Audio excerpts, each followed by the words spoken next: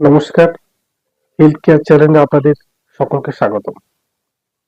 আজকে যে বিষয়টি নিয়ে আলোচনা করব সেই বিষয়টি হলো প্রাণঘাতক কোলেস্টেরল।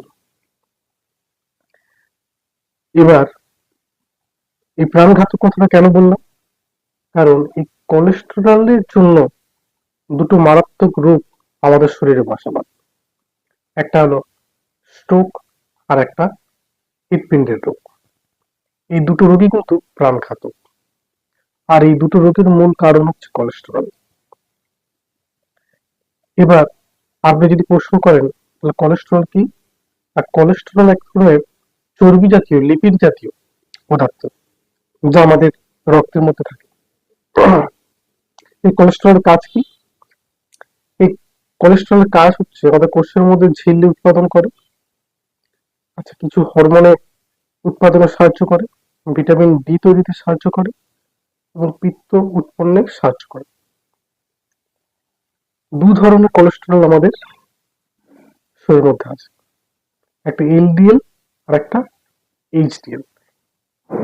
এই এলডিএল কোলেস্টেরল হচ্ছে খারাপ কোলেস্টেরল, যেটা আমাদের এই ধমনির মধ্যে জমে যায়, আর সেই কারণে রক্ত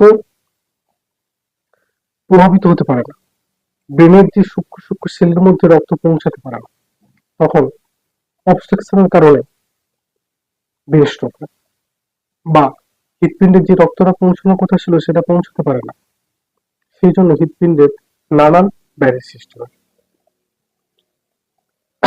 এবার আসি কোলেস্টেরল বৃদ্ধির কারণ। কোলেস্টেরল বৃদ্ধির কারণ জিনগত হতে পারে। আপনাদের বংশে যদি কারো কোলেস্টেরল বৃদ্ধির প্রবণতা থাকে, স্ট্রোক হয়, হার্ট ডিজিজের প্রবণতা থাকে, ব্লাড প্রেশার হাই থাকে, তাদের ক্ষেত্রে হতে পারে। এছাড়া যারা অত্যাধিক পরিমাণে অ্যালকোহল নেয়, স্মোকিং করে, তাদের ক্ষেত্রে হতে পারে। হেভি ওয়েট যারা ওবেসিটি ভুগছেন, তাদের ক্ষেত্রে হতে পারে। এছাড়া sugar, thyroid, high blood pressure, তাদের ক্ষেত্রে হতে পারে। এছাড়াও কিছু কিছু কারণ হচ্ছে এখন এই মডার্ন লাইফ ফলো করতে গিয়ে মানুষ অত্যাধিক পরিশ্রম না করে শুধুমাত্র বসে বসে অধিকক্ষণ অফিসিয়াল কাজ করার জন্য তাদের শরীরে কোলেস্টেরল বৃদ্ধি হতে পারে। এছাড়া যারা অতিরিক্ত ফ্যাট জাতীয় খাবার খায়, প্যাকেট জাতীয় দ্রব্য খায়, তাদের ক্ষেত্রে কোলেস্টেরল বৃদ্ধি হতে পারে। এবার বলি, আপনার শরীরে কোলেস্টেরল বৃদ্ধি হয়েছে আপনি বুঝবেন কি করে? এটা বোঝার মতো লক্ষণ বা সিমটম তেমন কিছু থাকে না।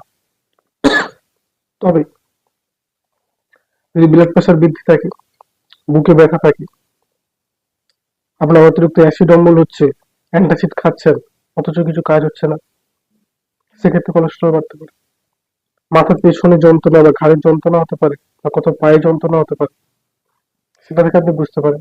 এছাড়া চোখের এই চারপাশটা ফোলা থাকতে পারে, বা মোমের মতো সাদাটে হতে পারে, অথচ চোখের কোনো প্রবলেম নেই, সেক্ষেত্রে হতে পারে। আপনি তেমন পরিশ্রম করছেন না অথচ দুর্বল হয়ে পড়ছেন, অতিরিক্ত দুর্বলতা গ্রাস করছে আপনার, সেক্ষেত্রে কোলেস্টেরল বাড়তে পারে। এই মোটামুটি কয়েকটি লক্ষণ আমরা পেলে কোলেস্টেরল বাড়ার কথা চিন্তা করি। তবে সাধারণ মানুষ 30 বছর পর থেকেই বছরে একটিবার করে কোলেস্টেরল চেক করতে পারে। এবার বলি, এই কোলেস্টেরল নিয়ন্ত্রণ করবেন কি করে? যাদের কোলেস্টেরল বেড়ে গেছে তারা কিভাবে লাইফস্টাইল মেনে চলবেন? প্রথমে বলি, যারা অ্যালকোহল পান করছেন তারা অ্যালকোহল ছেড়ে দেবেন, যারা স্মোকার ছেড়ে দিতে হবে। অতিরিক্ত টেনশন নিয়ে যারা কাজ করেন, সেই টেনশনটা কমিয়ে ফেলতে হবে। অতিরিক্ত রাত জাগা যাবে না, আর অতিরিক্ত চর্বি জাতীয় খাবার আপনাকে বর্জন করতে হবে, যেমন রেড মিট, এছাড়া বেকন, স্যালামি, এই জাতীয় অতি ফ্যাট জাতীয় খাবার, বড় মাছ, বড় চিংড়ি মাছ, তেলে ঘিয়ে ভাজা খাবার আপনাকে পরিত্যাগ করতে হবে। এবার বলি কি করবেন। কোলেস্টেরল যদি আপনার বেড়ে যায় সেক্ষেত্রে আপনাকে 30 থেকে 45 মিনিট প্রতিদিন এক্সারসাইজ করতে হবে। আপনি কোনো এক্সারসাইজ করতে পারছেন না বা সেক্ষেত্রে আপনি হাঁটুন, 30 থেকে 45 মিনিট নিয়মিত প্রতিদিন হাঁটুন, সেক্ষেত্রে আপনার কোলেস্টেরল কমে যেতে পারে। মোটামুটি এই কয়েকটি ঘরোয়া নিয়ম পালন করলে আপনি কোলেস্টেরলের প্রকোপ থেকে মুক্ত হতে পারবেন। আর কোলেস্টেরলের মুক্ত হওয়া মানে আপনার লাইফে দুটি রোগ প্রাণঘাতক, সেই দুটো রোগ আপনার জীবনে আসতে পারবে, একটা ব্রেন স্ট্রোক আর হার্ট ডিজিজ। ধন্যবাদ সকলকে। শুভরাত্রি।